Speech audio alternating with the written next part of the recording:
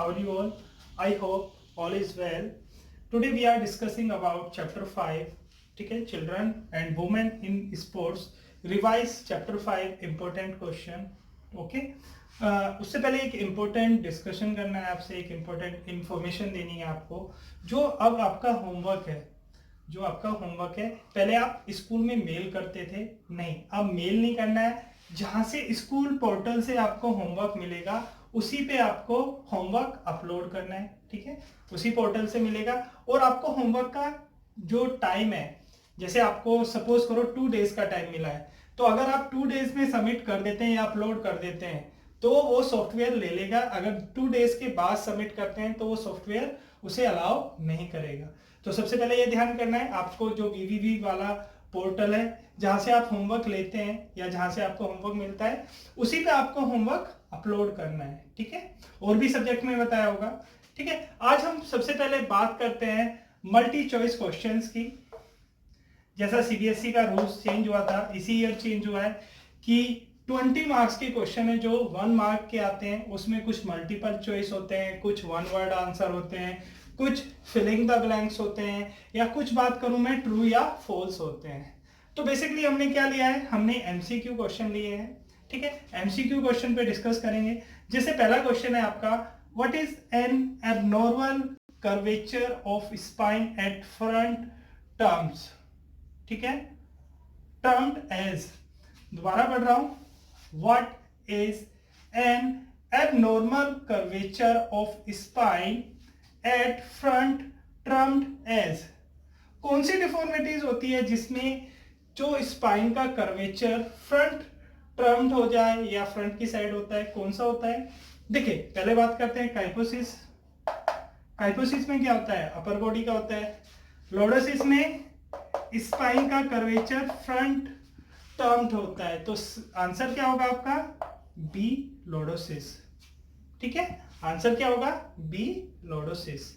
देखिए, ये तीनों डिफॉर्मिटीज किससे रिलेटेड है, काइपोसिस, लॉर्डोसिस, स्कोलेसिस, किससे रिलेटेड है, आपकी स्पाइनल कॉर्ड से या बैकबोन से।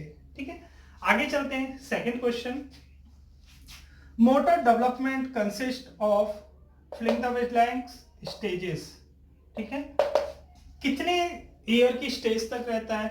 ठीक है, motor development consist of stages, क्या आंसर होगा, 2 कौन सा है, इन्फेंसी पीरियड है, नहीं। उसके बाद में 3, 4 या 6। करेक्ट आंसर होगा आपका 3। करेक्ट आंसर क्या है आपका 3। ठीक है, नेक्स्ट आता है आपका question, deformity originating from legs includes. देखिए, जैसे हमने डिवाइड किया था अपर लिम्स और लोअर लिम्स की बात की थी। अपर लिम्स में हमारी कौन कौन सी डिफॉर्मिटीज थी? अपर लिम्स में आपकी जो स्पाइनल कॉर्ड से रिलेटेड डिफॉर्मिटीज हैं, लाइक काइपोसिस, लॉर्डोसिस, स्कोलेसिस और राउंड शोल्डर।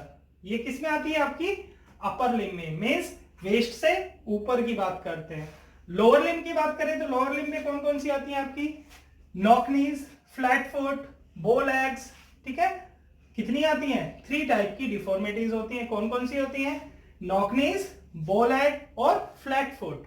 तो देखिए, आंसर में कौन सा ऑप्शन मैचिंग कर रहा है? पहला ऑप्शन है स्कोलोसिस, नहीं होगा बिल्कुल भी।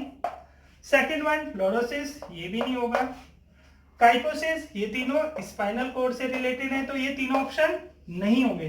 करेक्ट ऑप्शन कौन सा है, नॉक नीज। करेक्ट ऑप्शन कौन सा आ रहा है आपका, नॉक नीज।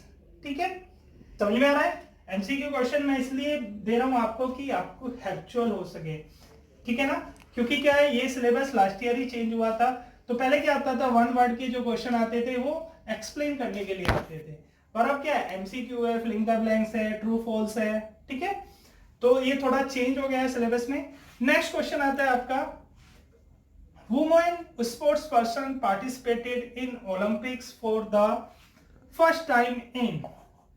देखिए, इसमें कंफ्यूज नहीं होना है आपको। ये क्वेश्चन की डिमांड क्या है, इसमें ना तो इंडिया के बारे में लिखा है, ना किसी और कंट्री के बारे में लिखा है। तो पहले क्वेश्चन को समझो, या क्वेश्चन की डिमांड को देखना चाहिए कि क्वेश्चन की डिमांड क्या है, क्वेश्चन में पूछा क्या जा रहा है। ठीक है, ये एक एक नंबर के क्वेश्चन। देखिए, यहाँ एक एडवांटेज भी है और एक डिसएडवांटेज भी है। एडवांटेज की बात करूं या पहले मैं डिसएडवांटेज की बात करता हूं। डिसएडवांटेज क्या है, अगर आपका ऑप्शन गलत हुआ तो आपके पूरे नंबर कट जाएंगे, ठीक है। दूसरा है, अगर आपको आंसर पता है, करेक्ट आंसर पता है, तो आपको फुल मार्क्स मिलेंगे। पहले क्या था, 1 मार्क्स का क्वेश्चन था, आपने एक्सप्लेनेशन लिखी, सपोज करो एग्जामिनर को थोड़ी बहुत आपकी एक्सप्लेनेशन अच्छी लगी, प्रेजेंटेशन अच्छी लगी, तो वो हाफ मार्क्स दे देता था। बट अब क्या है, अब एक ही ऑप्शन है, अगर आपका ऑप्शन गलत हुआ या आंसर गलत हुआ तो यहाँ 0 मार्क्स होंगे, यहाँ आपके 0 मार्क्स होंगे। तो ये बात ध्यान रखनी है कि एमसीक्यू क्वेश्चन में आपको कोई भी गलती नहीं करनी। अगर गलती हुई तो पूरे मार्क्स डिडक्ट हो जाएंगे, पूरे मार्क्स कट जाएंगे, ठीक है। ये क्वेश्चन की डिमांड है, ये ओवरऑल वर्ल्ड की बात कर रहा है, जैसे ये टॉपिक हमने लेटेस्ट अभी पढ़ा है प्रीवियस क्लासेस में, ठीक है। तो क्या होगा, 80 में तो स्टार्ट ही नहीं हुए ओलंपिक गेम, ये गलत होगा। 1900 में सेकेंड ओलंपिक हुआ था, तो करेक्ट आंसर क्या होगा, 1900 में सेकेंड ओलंपिक में जो हमने पढ़ा था एक्सप्लेनेशन में कि वुमेन्स ने पार्टिसिपेट किया था, ठीक है। ये सेकेंड ओलंपिक गेम था, फर्स्ट ओलंपिक 1896 में था, तो किसने पार्टिसिपेट कब किया, 1900 में, तो करेक्ट ऑप्शन क्या है 1900, ओके। अब लास्ट क्वेश्चन, फिफ्थ क्वेश्चन है, the first Indian women to become world number 1 badminton इज। चलिए बैडमिंटन की बात हुई है, इंडिया की ऐसी कौन सी प्लेयर है, वुमेन्स प्लेयर, जो बैडमिंटन में फर्स्ट रैंकिंग में आई थी ओवरऑल वर्ल्ड। देखिए पहले बात करते हैं पीवी सिंधु। पीवी सिंधु साइना नेहवाल के बाद में आई है, ठीक है। उसके बाद साइना नेहवाल भी इससे रिलेटेड है बैडमिंटन से। क्वेश्चन को समझने की कोशिश करेंगे, साइना मिर्जा ये तो बैडमिंटन में है ही नहीं, साइना मिर्जा किस गेम की प्लेयर है, लॉन टेनिस की, तो ये गलत हो गया, ठीक है। मोनिका बत्रा ये भी नहीं है, मोनिका भाटिया ये भी नहीं है, बैडमिंटन प्लेयर नहीं है। तो अब हमारे पास 2 ऑप्शन बने हैं, पीवी सिंधु और साइना नेहवाल। इन दोनों में ओल्डेस्ट प्लेयर या एक्सपीरियंस प्लेयर कौन सी है, साइना नेहवाल। तो सबसे पहले वर्ल्ड नंबर 1 प्लेयर इंडिया की कौन सी बनी थी वुमेन में, साइना नेहवाल, ठीक है। Saina Nehwal first badminton player बनी थी वर्ल्ड नंबर 1, ठीक है। कुछ क्वेश्चन हो रहे हैं एमसीक्यू, थोड़े बहुत क्वेश्चन है, कुछ फिलिंग द ब्लैंक्स दूंगा, कुछ ट्रू फॉल्स, ठीक है, जिससे आपको हैबिट हो जाए या आप हैबिचुअल हो जाए, ठीक है। फिर उसके बाद हम 3 मार्क्स क्वेश्चन और 5 मार्क्स क्वेश्चन पे डिस्कस करेंगे कि उनके आंसर आपको कैसे देने चाहिए, ठीक है। आप यहां से क्वेश्चन नोट भी कर सकते हैं, अपने नोट्स भी बना सकते हैं, क्योंकि ये क्वेश्चंस के मैं आंसर भी साथ के साथ बता रहा हूं। इनसे क्या होगा, आपको हेल्प मिलेगी, जो आपके एग्जाम होंगे या वर्कशीट के लिए हेल्प मिलेगी, जो आपको वर्कशीट मिलने वाली है सैटरडे, जो आपको वर्कशीट मिलेगी वो चैप्टर 1 से मिलेगी, ठीक है। सपोज करो चैप्टर 5 का भी नंबर आएगा, ठीक है। तो यहाँ से आप नोट्स बना सकते हैं, सब कुछ विजुअल है, सब कुछ क्लियर दिख रहा है, ठीक है। क्वेश्चन है उन पे डिस्कस करते हैं। अब हमारे पास कुछ ट्रू फॉल्स है, कुछ फिल इन द ब्लैंक्स है, ठीक है, इन पे डिस्कस करते हैं। चलिए फर्स्ट क्वेश्चन है इसमें, early childhood is defined as the age from 7 to 10 year. जैसे आपने एज कैटेगरी की बात करी थी या स्टेजेस कैसे डिवाइड हुई थी, जैसे मैं बात करूं 0 to 2 ईयर था आपका इन्फेंसी पीरियड, ठीक है। 3 to 7 क्या था, या 3 to 7 क्या है आपका, 3 to 7 अर्ली चाइल्डहुड पीरियड था। तो ये ऑप्शन क्या होगा इसमें, फॉल्स, इसका आंसर क्या होगा, फॉल्स, ठीक है। नेक्स्ट क्वेश्चन है आपका, scoliosis is a posture deformities related with. ये last year means last year की क्या बात करो, 2020 में ये क्वेश्चन आया है, सीबीएसई क्वेश्चन है, सीबीएसई 2020 में ये क्वेश्चन आया है एग्जाम में, ठीक है। दोबारा मैं रिपीट कर रहा हूं question, scoliosis is a postural deformities related with. चलिए ऑप्शन क्या है, जैसे आपने पहले भी पढ़ा है, स्कोलोसिस किससे रिलेटेड है आपका, स्पाइनल कॉर्ड से है, ठीक है। फर्स्ट ऑप्शन है फुट, कट होगा, फुट से नहीं है, फुट से कौन कौन से हैं आपके, फ्लैट फुट है, फुट से कौन सी डिफॉर्मिटीज है, फ्लैट फुट है, ठीक है। सेकंड है लेग, लेग की बात करूं, लेग से कौन सी डिफॉर्मिटीज है, नॉकनीज और बोलेक्स, तो ये भी गलत ऑप्शन है। थर्ड वन क्या है आपका, हैंड, हैंड में कोई भी डिफॉर्मिटीज नहीं होती है, वो शोल्डर में होती है, तो ये भी ऑप्शन गलत है आपका, रॉन्ग ऑप्शन है। लास्ट है वर्टिबल कॉलम, तो ये आपका करेक्ट आंसर है। करेक्ट आंसर क्या है आपका? Vertebral column. ठीक है, चलिए नेक्स्ट क्वेश्चन है, exercise can not correct posture deformities. क्या आप मान सकते हैं कि एक्सरसाइज हमारा जो पोस्चर डिफॉर्मिटीज है उसे करेक्ट नहीं करता है? पहले क्वेश्चन की डिमांड देखते हैं, क्या है क्वेश्चन की डिमांड। एक्सरसाइजेस कैन नॉट, अगर कैन होता तो क्या आंसर होता है इसका? ट्रू होता। यहां पर क्या है? कैन नॉट है, तो क्या होगा? फॉल्स होगा, क्योंकि एक्सरसाइज की हेल्प से हम पोस्चर डिफॉर्मिटीज करेक्ट कर सकते हैं। एक्सरसाइज की हेल्प से हम पोस्चर डिफॉर्मिटीज करेक्ट कर सकते हैं। चलिए नेक्स्ट क्वेश्चन की बात करते हैं। Development of movement is called. देखिए हमने पढ़ा था डेवलपमेंट के बारे में, क्या होता है इसमें? क्या वर्ड आएगा यहाँ पर? Motor development. कौन सा वर्ड आएगा? Motor development. ओके, क्या आएगा? Motor development. यहां अच्छे से नहीं दिख रहा है तो मैं ऊपर मेंशन कर रहा हूं, मोटर डेवलपमेंट। करेक्ट आंसर क्या है इसका? Motor development. आगे आते हैं, adulthood is defined as being of filling the blanks years.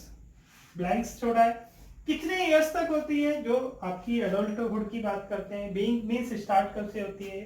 19 years से। करेक्ट आंसर क्या है? 19 ईयर, क्योंकि आपको भी पता है जो एडोलसेंस एज होती है वो 13 टू 19 होती है। जो एडोलसेंस एज होती है वो कब कहां तक होती है? 13 टू 19, जिसे हम क्या कहते हैं? Teen age. जिसे हम क्या कहते हैं? Teen age. चलिए एक और है एमसीक्यू क्वेश्चन, लास्ट क्वेश्चन है, क्योंकि ज्यादा क्वेश्चन भी नहीं लेने हमें। अभी हमारे पास 3 मार्क के भी क्वेश्चन है और 5 मार्क्स के भी क्वेश्चन है। ठीक है, लास्ट क्वेश्चन है आपका, physical activities lead to better emotional health. जैसे आपको पता है फिजिकल एक्टिविटी लीड करती है आपकी फिजिकल हेल्थ के लिए, इमोशनल के लिए, मेंटल हेल्थ के लिए, इंटेलेक्चुअल के लिए, सब के लिए, ओवरऑल हेल्थ के लिए कौन लीड कर रही है? Physical activity. ओवरऑल हेल्थ के लिए कौन सी एक्टिविटी आपकी? फिजिकल एक्टिविटी लीड करती है, तो इसका आंसर क्या होगा? ट्रू होगा। ठीक है, एमसीक्यू क्वेश्चन हो गए। आप 3 मार्क का क्वेश्चन पे डिस्कस करेंगे। ठीक है, आपके 3 मार्क्स के क्वेश्चन इन पे डिस्कस करते हैं। जैसा पहला क्वेश्चन है, suggest physical exercise for childhood और अडल्टहुड। ये क्वेश्चन आया आपका सीबीएसई 2020 में। क्वेश्चन आया आपका सीबीएसई 2020 में। ठीक है, 3 मार्क्स का क्वेश्चन है। एक्सप्लेन कैसे करना है, ठीक है, मैं आपको एक्सप्लेन करने का मेथड बताता हूं। इसमें क्वेश्चन में पूछा है, क्वेश्चन की जो डिमांड है वो देखते हैं। Suggest physical exercise for childhood और अडल्टहुड। मैं शॉर्ट वे में लिख रहा हूं, ठीक है, बट आपको क्या है, आपको अच्छे से एक्सप्लेन करना है। ठीक है, मेरा काम क्या है, मैं समझा रहा हूं कि आपको कैसे करना है, आपको पूरा क्वेश्चन अटेम्प्ट करना है। ठीक है, एक्सरसाइज फॉर चाइल्डहुड। सबसे पहले हम चाइल्डहुड के बारे में लिखेंगे कि चाइल्डहुड की एज कब से कब स्टार्ट होती है। ठीक है, उसके बाद हम जो एक्सरसाइज कराते हैं उस टाइम पीरियड में कौन सी एक्सरसाइज होती है उनकी बात करते हैं। और लाइक रनिंग, उस टाइम पीरियड में क्या करते हैं बच्चे? रनिंग करते हैं। ठीक है, स्विमिंग सेकंड एक्टिविटी जो मोस्टली करते हैं, और साइकिलिंग एक्सेट्रा। ठीक है, क्यों इनमें सब में, चलो मैं बात करता हूं। जैसे हम बात करते हैं gross motor development, fine motor development, तो यहाँ जो फाइन मोटर डेवलपमेंट है वो कौन से पीरियड में लग रहा है? अर्ली चाइल्डहुड में। वो कौन सी स्टेज में लग रहा है? अर्ली चाइल्डहुड में या इनफेंसी पीरियड में सबसे ज्यादा यूज होता है कौन सा? Fine motor development. यहाँ क्या यूज हो रहा है? Gross motor development. यहाँ क्या यूज हो रहा है आपका? Gross motor development. Means running event में भी लार्ज मसल पार्ट लेती हैं, स्विमिंग की बात करूं इसमें भी लार्ज मसल पार्ट ले रही है, और साइकिलिंग में भी लार्ज मसल्स पार्ट लेती हैं। ठीक है, चलिए आगे चलते हैं। अब बात करते हैं अडल्टहुड। अडल्टहुड जैसे आपको पता है, आपने भी सुना होगा। अगर वेट ट्रेनिंग की बात करूं मैं, हम वेट ट्रेनिंग कब सजेस्ट करते हैं किसी को? आफ्टर 17 ईयर, आफ्टर 17 या 18 ईयर, या सिंपल वर्ड में बोलूं मैं, आफ्टर टीनेज या आफ्टर एडोलसेंस एज। क्यों, ऐसा क्यों बोला गया है? ऐसा इसलिए बोला गया है कि उस टाइम पीरियड में आपकी मसल्स या आपकी बॉडी ग्रोथ करती होती है। ठीक है, या मैं बात करूं, जैसे आपने सुना होगा कि आपकी जब एज आती है अडल्टहुड में, अगर किसी की भी एज अडल्टहुड में आ जाती है तो ग्रोथ नहीं होती। जैसे आपने सुना होगा जो ग्रोथ होती है एक पर्टिकुलर टाइम पीरियड तक होती है, ग्रोथ एक पर्टिकुलर टाइम पीरियड तक होती है, जैसे 0 to 19 तक आपकी ग्रोथ होगी। और मैं बात करूं डेवलपमेंट की, तो डेवलपमेंट टिल, जैसे मैं बात करूं बर्थ टू डेथ, मींस जन्म से मृत्यु तक आपकी डेवलपमेंट होती रहती है। ठीक है, तो यहां क्या है, चलिए एक्सरसाइज बताइए। Exercise for adulthood include running. देखिए रनिंग तो मेन है, रनिंग सब में यूज होता है। जैसे मैं रनिंग की बात करूं, अगर अर्ली चाइल्डहुड में भी रनिंग यूज होता है, पर वहां करेक्ट वे में रनिंग नहीं करते। जैसे मैं जंपिंग की बात करूं, छोटे बच्चे होते हैं जंपिंग करते हैं, बट वो जंपिंग में हॉरिजॉन्टल नहीं जाते, वर्टिकल जाते हैं। आपने देखा एक ही स्पॉट पे जंप करते हैं, हॉरिजॉन्टल नहीं जा पाते। ठीक है, तो रनिंग के बाद में एरोबिक एक्सरसाइज। एरोबिक एक्सरसाइज आपको पता है कौन सी होती है aerobic exercise? Aerobic exercise those are exercise oxygen continue provide, oxygen continue provide. इसी के अपोजिट में एनारोबिक एक्टिविटी की बात करूं या एनारोबिक एक्सरसाइज क्या होता है, उसमें ऑक्सीजन एब्सेंस रहती है। दोनों का एक एक एग्जांपल देता हूं। जैसे एरोबिक एक्सरसाइज मैं साइकिलिंग की बात करूं या मैराथन रेस की बात करूं या लॉन्ग डिस्टेंस रेसेस में जो एक्टिविटी यूज होती है, जो एक्सरसाइज करते हैं, वो कौन सी है? एरोबिक एक्सरसाइज है। और एनारोबिक एक्सरसाइज जैसे 100 मीटर स्प्रिंट, ऑक्सीजन एब्सेंस रहती है। ठीक है, आगे चलते हैं। वेट ट्रेनिंग, वेट ट्रेनिंग भी यूज करते हैं यहाँ पर। क्यों? वेट ट्रेनिंग से क्या होता है? मसल्स की स्ट्रेंथ इंक्रीज होती है। जब हम टीन एज में थे या एडोलेसेंस एज में थे, जब हमारी मसल्स ग्रोथ कर रही थी, अगर हम उस टाइम पीरियड में वेट ट्रेनिंग करते हैं तो हमारी मसल्स की ग्रोथ रुक जाती है। हमारी मसल्स जल्दी से, जैसे बोलते हैं ना कि हमारी मसल स्टार्टिंग में सॉफ्ट रहती है फिर हार्ड हो जाती है, तो हमारी मसल्स अर्लियर हार्ड हो जाती है, जल्दी से हार्ड हो जाती है। और हार्ड होने से क्या है? आपकी हाइट पे इफेक्ट पड़ता है, आपकी बोन्स पे भी इफेक्ट पड़ेगा, आपकी हाइट पे भी इफेक्ट पड़ेगा। नेक्स्ट आती है एक्टिविटी पुशअप्स। पुशअप्स की बात करें हम, ठीक है, पुशअप्स हुए या सिटअप्स, दोनों एक्टिविटी किसके लिए है? जैसे हमने फिजिकल प्रैक्टिकल की बात की थी, या प्रैक्टिकल एक्टिविटी में आपका फिजिकल फिटनेस टेस्ट थे, ठीक है, आफर फिजिकल फिटनेस टेस्ट है, उसमें पुशअप्स कराते हैं। जैसे फिजिकल फिटनेस की बात करें, कंपोनेंट्स ऑफ फिजिकल फिटनेस क्या क्या होते हैं? स्ट्रेंथ है, स्पीड है, ठीक है, फ्लेक्सिबिलिटी है, इंडोरेंस है और कोऑर्डिनेटिव एबिलिटी है। तो हमें किस टाइप की एक्टिविटी लेने हैं या किस टाइप का सेटअप लगाना है, किस टाइप की एक्सरसाइज लेनी है, जिससे हम ओवरऑल आपकी फिटनेस चेक कर सके। तो यह पुशअप्स क्यों करते हैं? वो आर्म्स एंड शोल्डर स्ट्रेंथ के लिए, वो arms and shoulder strength increase करने के लिए पुशअप करते हैं। आपने देखा अर्ली चाइल्डहुड कोई पुशअप्स करता नहीं करता है, ठीक है। उसके बाद सिटअप्स, सिटअप्स आपकी एब्डोमेन मसल या कोर मसल्स की स्ट्रेंथ को इंक्रीज करता है।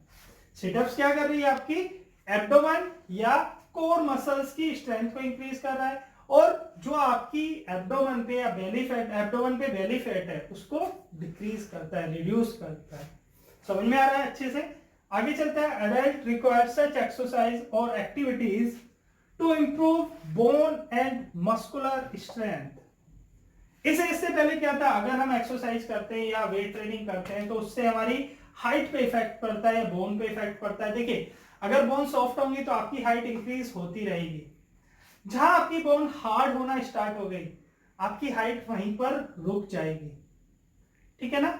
और मसल भी अगर आपकी टाइट हो जाती है तो आपकी हाइट डिक्रीज नहीं, इंक्रीज नहीं हो पाती है, ठीक है। ग्रोथ का भी एक पर्टिकुलर टाइम है, जैसे मैंने 0 to 19 बताया था, ठीक है। तो इसमें यही एक्सरसाइज आपको इंक्लूड करनी है।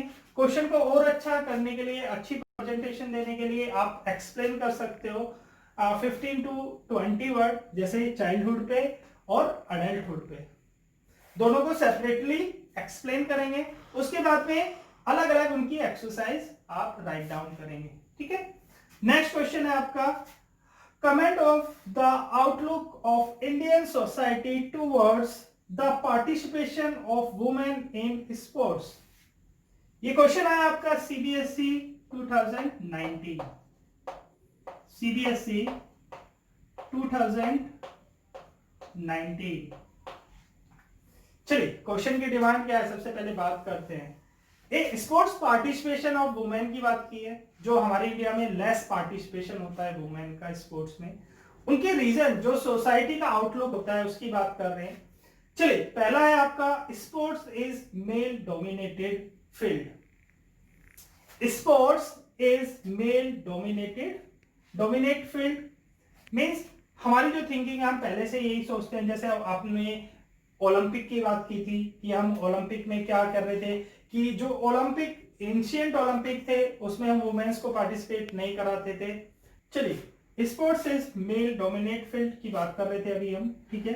तो हमारी जो थिंकिंग है कि स्पोर्ट्स में मेल ही जाते हैं, बट अब ऐसा नहीं है। ये पुराने टाइम पे था, एंशिएंट ओलंपिक की बात करूं या मैं मॉडर्न ओलंपिक जब स्टार्ट हुआ था जब की बात है, ठीक है। ऐसा आउटलुक होता है हमारी सोसाइटी का कि वो सोचते हैं कि स्पोर्ट्स में तो बॉयज ही पार्टिसिपेट करें, मेल ही पार्टिसिपेट करें। फर्स्ट रीजन ही हुआ। सेकंड है women are expected to stay indoor. ये भी एक थिंकिंग वाली बात है, क्योंकि वुमेन्स थोड़ी सेंसिटिव होती हैं। बहुत सी वुमेन्स या फीमेल या मैं गर्ल्स की बात करूं, स्पोर्ट्स एक्टिविटी होती है उनमें पार्ट नहीं लेती है। किस वजह से? कि बाहर धूप ज्यादा है, सनलाइट में अगर हम रहेंगे तो हमारा कलर डार्क हो जाएगा, या और भी रीजन है।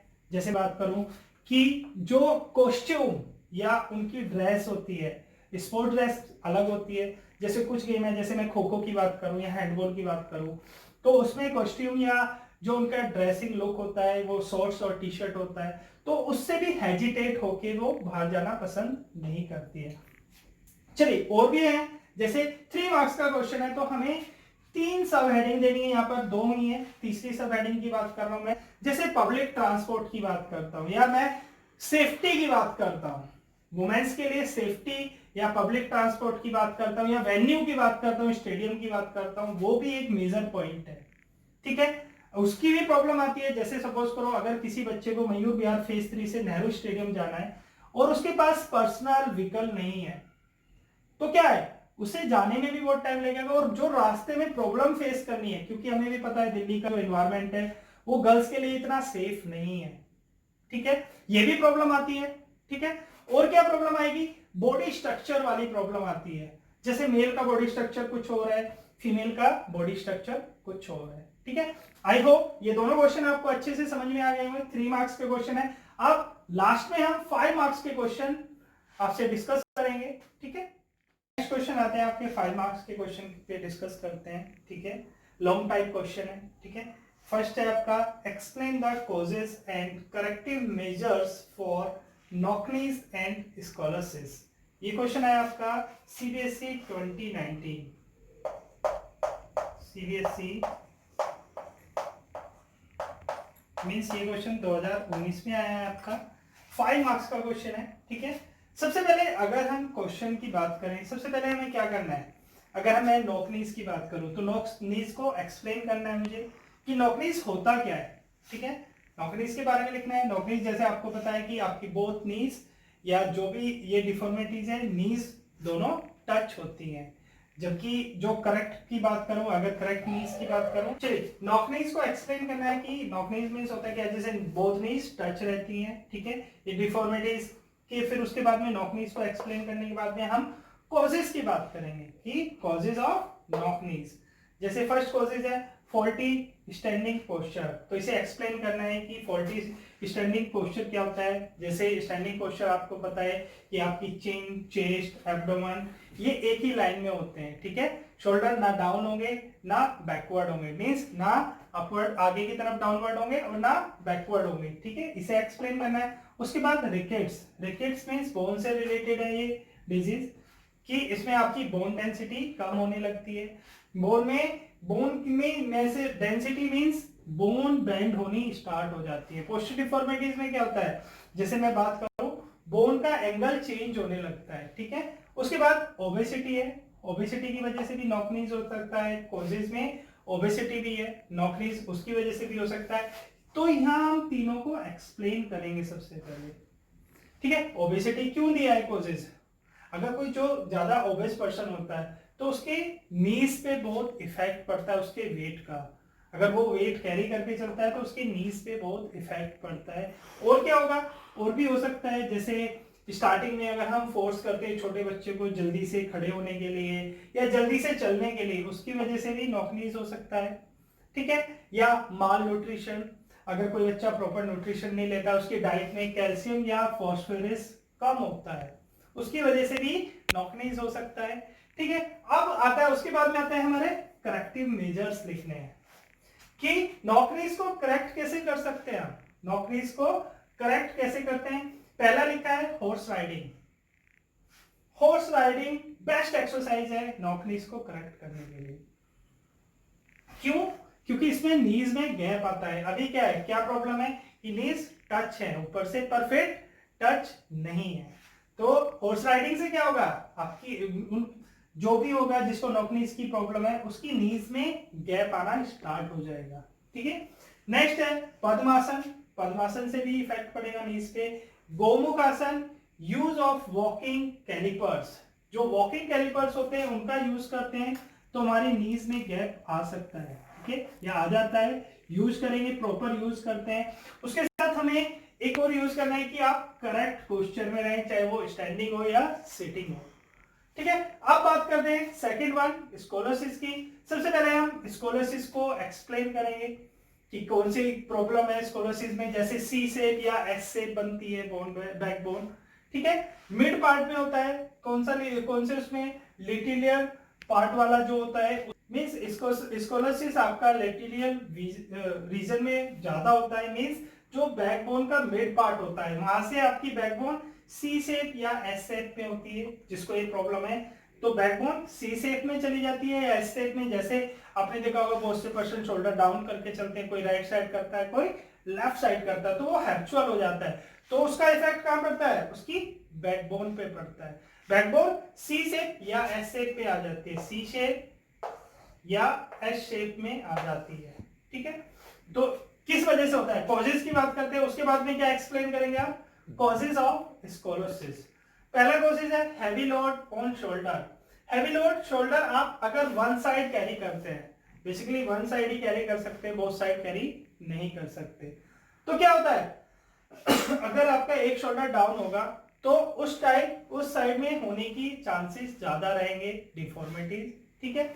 सेकंड है वीकिंग ऑफ स्पाइनल मसल। अगर आपके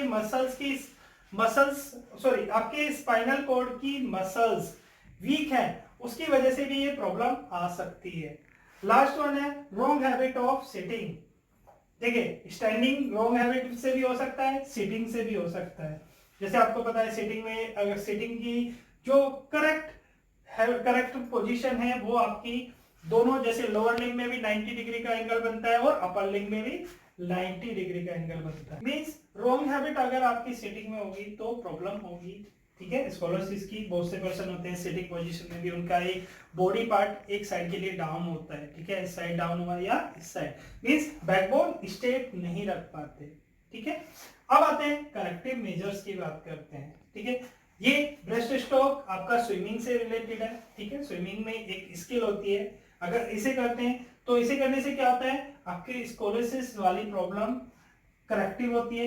नेक्स्ट आपका पुलअप्स, हैंगिंग ऑन हॉरिजॉन्टल बार। जैसे हम पुलअप्स करते हैं, पुलअप्स करने से क्या होता है, शोल्डर आपके अप जाते हैं या बैकबोन स्ट्रेट पोजीशन में आती है, ठीक है। हॉरिजॉन्टल बार पे हैंगिंग करते हैं, उससे भी ये प्रॉब्लम करेक्ट होती है।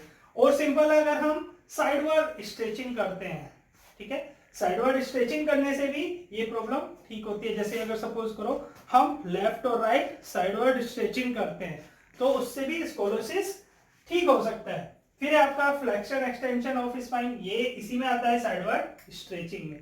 चलिए कुछ क्वेश्चन हो रहा है मेरे पास, 5 मार्क्स के इंपॉर्टेंट क्वेश्चन, वो क्वेश्चन आपको खुद करने हैं, ठीक है, आपको उनके आंसर खुद सर्च करने हैं, ठीक है। मैं क्वेश्चन आपको लिख के देता हूं। क्वेश्चन आपका, how can physical activities be corrective measures for common posture deformities.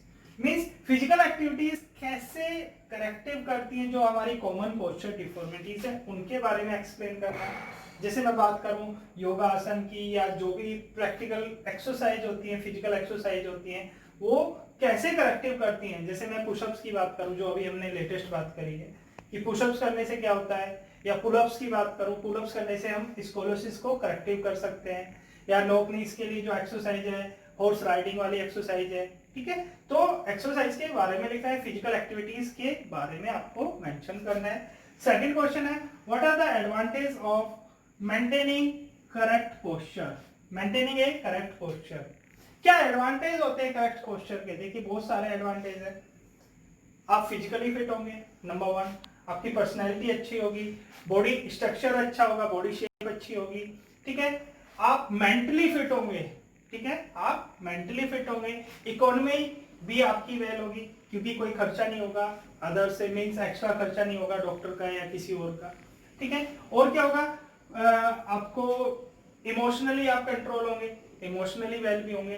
तो ये सारे एडवांटेज होते हैं अगर आपका करेक्ट पोस्चर होता है, ठीक है। जो आपकी एक्टिविटी होगी या जो आपके मूवमेंट होंगे वो ग्रेसफुल होंगे, स्मूथ होंगे, ठीक है। ये चैप्टर 5 से रिलेटेड इंपॉर्टेंट क्वेश्चन थे, आई होप आपको अच्छे से समझ में आएंगे। लास्ट में एक बार और अनाउंस कर रहा हूं मैं, या आपको इन्फॉर्मेशन दे रहा हूं कि जो होमवर्क है, होमवर्क आपको पोर्टल पे ही अपलोड करना है, ठीक है। उसमें होमवर्क में टाइम पीरियड दिया जाएगा आपको, 1 डे या 2 डे, उसी टाइम पीरियड में आपको अपलोड करना है होमवर्क, ठीक है।